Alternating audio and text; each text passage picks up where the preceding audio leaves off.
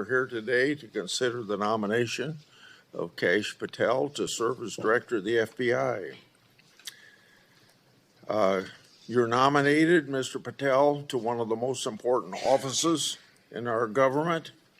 And to get here this far along in the process of your nomination, you gave us much information. You submitted over 1,000 pages of records to the committee, over 1,000 individual interviews, and many hundreds of hours of media. Thank you. I thank your family for coming. I know some of them have traveled to get here, and I know they're very proud of you, and I determined that by looking them in the face. Public trust in the FBI is low. Only 41% of the American people think the FBI is doing a good job. This is the lowest rating in a century. It's no surprise that public trust has declined in an institution that has been plagued by abuse, lack of transparency, and weaponization of law enforcement. Nevertheless, the FBI remains an important, even indispensable institution for law and order in our country. It's the people on the top floor of the J. Edgar Hoover building, not your local FBI agents, that have caused the low approval rating. Mr. Patel, I know you know this, but it's your job to restore the public trust and return the FBI to its core mission of fighting crime. Your extensive background gives you a unique position to make this happen. Mr. Patel's career has been a study in fighting unpopular but righteous causes, exposing corruption, and putting America first. For almost a decade, Mr. Patel served as a public defender, defending the constitutional rights of some of the least popular people in this country. After serving as a public defender, Mr. Patel joined the Department of Justice under President Obama as a counterterrorism prosecutor in the National Security Division. In this role, he investigated and he prosecuted many important cases, including the World Cup bombing in Uganda in 2010, for which he received an award of excellence. In 2017, Representative Devin Nunes asked Mr. Patel to join the House Permanent Select Committee on Intelligence to uncover the truth about Russiagate. And Mr. Patel did uncover the truth. It was during this period of time that, if you remember, I first met you, Mr. Patel. Through tireless works, Mr. Patel showed that Crossfire Hurricane was based upon fraudulent, discredited information paid for by the Democratic National Committee and the Clinton campaign. As reward for his efforts to uncover the truth, mainstream media, can you believe this, personally attacked Mr. Patel, and the FBI secretly subpoenaed his records. Now, I know what that is because my staff received similar treating during my investigation. The attacks Mr. Patel faced during his work in the House of Representatives are similar to the ones that he faces today. I expect many of these underhanded attacks will be repeated today. Mr. Patel has been accused of having, quote unquote, an enemies list. This is not a fair characterization, as he stated, quote, "There is no revenge list," end of quote. Mr. Patel has identified those he believes have put politics and personal ambition over service to the country. He's called out those who've used the institutions like the FBI to achieve their own personal gain. Mr. Patel, has said he believes that people who do this should be named and that Americans deserve transparency so that they can make their own judgment as they did in this last election. Other attacks against Mr. Patel are similarly unfounded. To take just one example, he's been accused of jeopardizing hostage rescues. In fact, those allegations have been repeatedly shown to be false smears. As numerous national security officials have said publicly and on the record, Mr. Patel played a critical role in returning Americans safely home and has done so through hard work and personal cost to him. Mr. Patel has been accused of being unqualified to be FBI director. This suggestion ignores his impressive career at the highest levels of government service. After exposing Russiagate scandal in the Congress, Mr. Patel served in roles such as Senior Director, Counterterrorism at the National Security Council, Deputy Director of National Intelligence, and Chief of Staff to the Acting Secretary of Defense.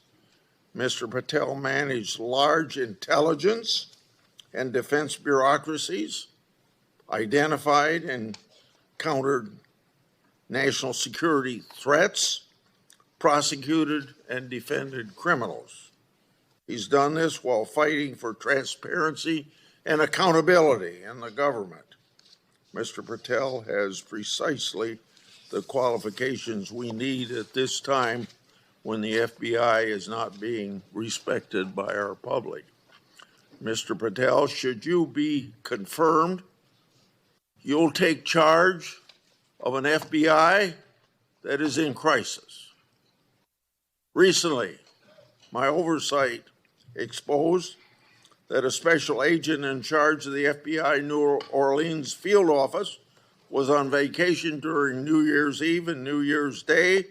Of course, that was also included the Sugar Bowl. Senior personnel should be at their posts, not on vacation, during critical security events. And we all remember what happened at that time in New Orleans. But of course, this FBI agent would find it acceptable to do what he did. In August 2022, an FBI oversight hearing of this committee, Director Wray decided to leave early.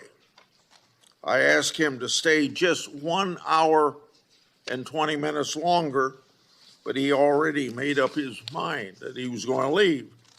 Later, under questioning in November of that year by Senator Hawley, Director Wray admitted that he left this committee hearing early so that he could go on vacation.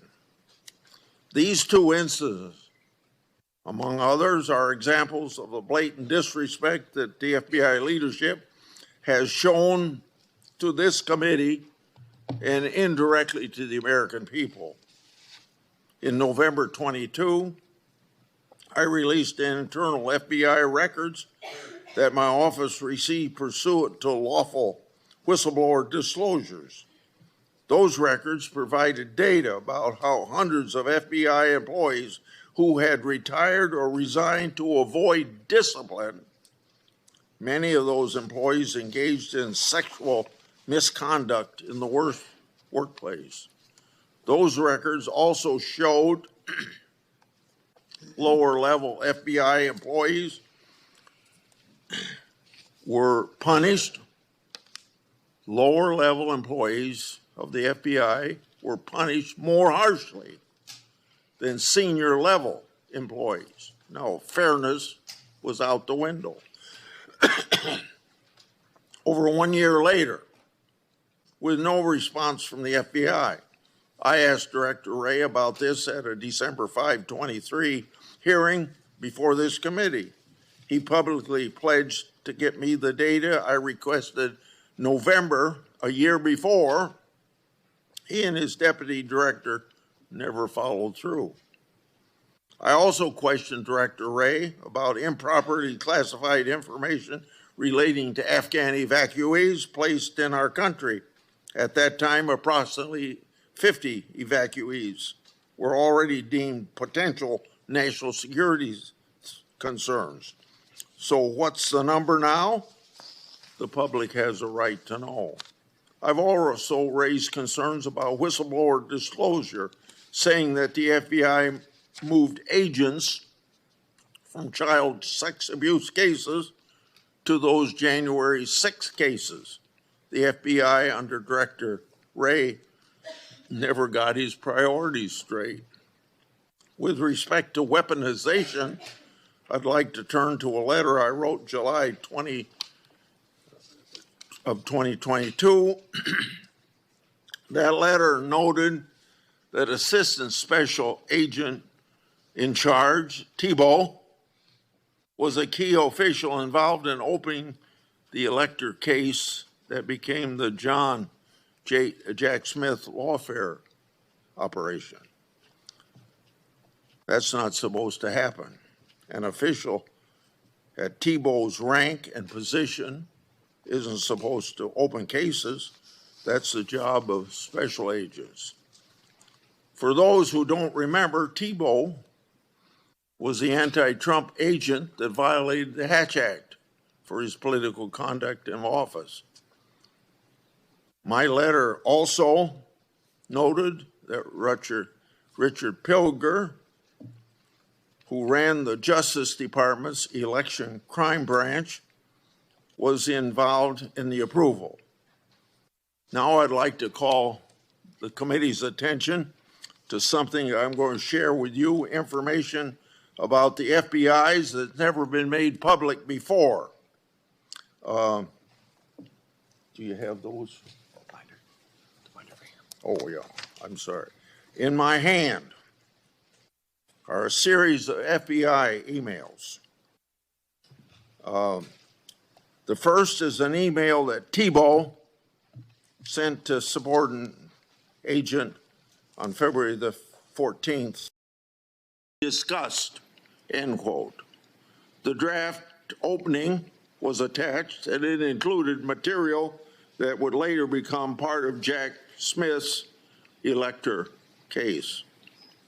The second email, February 24th, 2022, email from Thibault to John Crabb, a prosecutor in the U.S. Attorney's Office for the District of Columbia, saying, quote, I had a discussion with the case team and we believe there is predication to include former President of the United States, Donald J. Trump, as a predicated subject, end quote.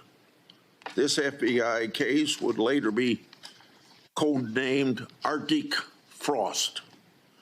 The third email, February 24th, 2022, email from Thibault to John Crabb, noting that the Attorney General and the FBI approval will be sought to open the case. The fourth email, February 25th, 2022, email from Thibault, subordinate agent, saying they added Trump and others as a criminal subject to the case. Thibault responded, quote unquote, perfect.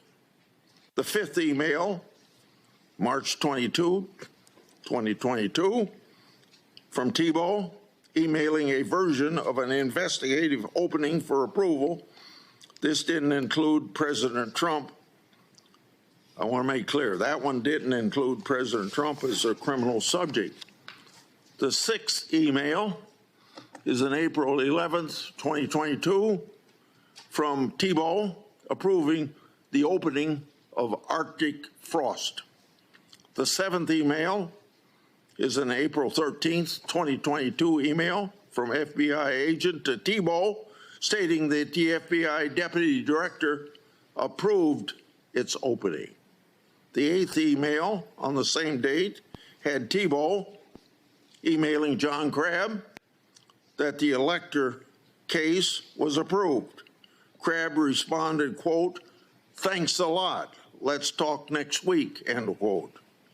Between March 22nd and April 13th, other versions of the document opening the investigation existed because a ninth email shows that the FBI General Counsel Office made edits on March 25th. Was Trump still removed as an investigative subject? If so, which Justice Department FBI officials other than Jack Smith later added him for prosecution? I expect the production of all records on this matter to better understand the full fact pattern and whether other records exist. Notably, approval of these documents was also given by Richard Pilger. This committee has written about Pilger undermining the Justice Department's efforts during the 2020 election for partisan purposes. These emails and documents substantiate my July 2022 letter, which the FBI ignored. And I hope you, when you get there, won't ignore my letters.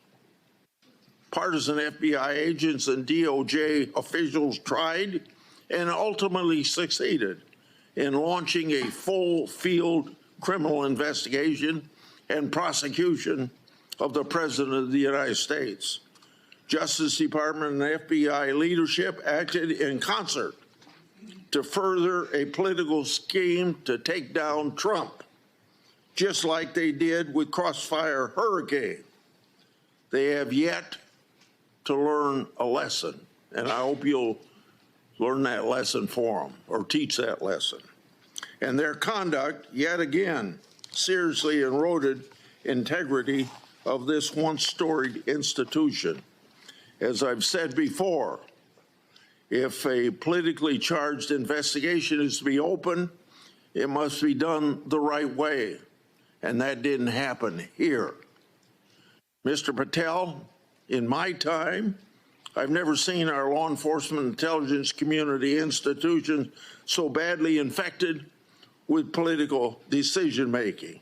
And I say intelligence community because you know what happened when 55 people, former or present intelligence agencies, signed a letter in 2020 that the laptop was a Russian hoax, as an example.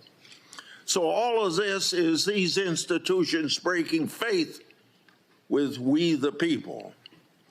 Mr. Patel, you must be fair, you must be consistent, but you must be aggressive.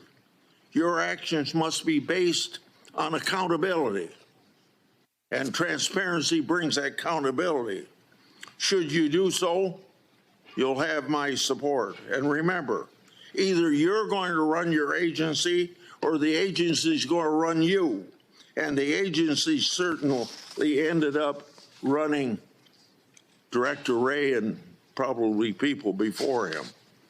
Without objection, I'm going to put in this letter in the record, and this letter is sent to Director Wray December the 9th last year, calling for him and his deputies to step down, and it's titled, quote unquote, failures. Thanks for watching. Stay updated about breaking news and top stories on the NBC News app or follow us on social media.